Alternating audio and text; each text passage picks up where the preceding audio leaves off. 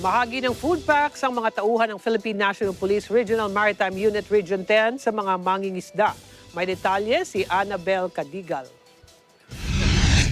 Matagumpay na namahagi ng food packs ang Philippine National Police Regional Maritime Unit 10 sa mga mangingisda sa pagitan ng seawater ng Alubihid, Lagindingan, Opol at Hasaan na gamit ang high-speed tactical watercraft.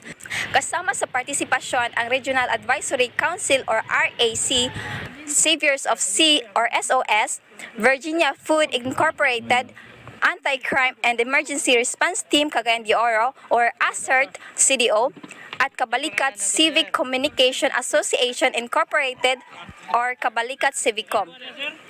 Ayon sa amin nakapanayam na si Police Lieutenant Nelson Baldomar, Station Chief ng Cagayan de Oro City Maritime Police Station, ay ginagawa nila ito tuwing 2nd and 4th week kada buwan upang tumulong sa panahon ngayon sa pandemic at maibsan ang krisis na naranasan ng ating mga mamayan.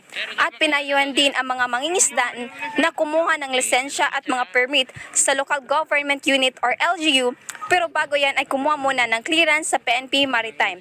This barangay yan is not ilinis siya yung bago. Matagal na itong ginagawa ng ating mga kapulisan.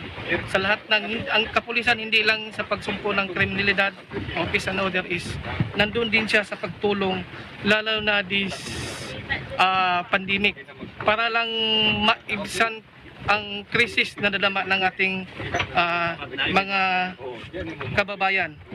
This Barangayanihan Health Bank is para maging malakas ang ugnayan ng inyong mga kapulisan at komunidad. Mula po rito sa Opol, Misamis Oriental, Annabel Cadigal, kasama si Alfred Matakel para sa Eagle News. We live in uncertain times.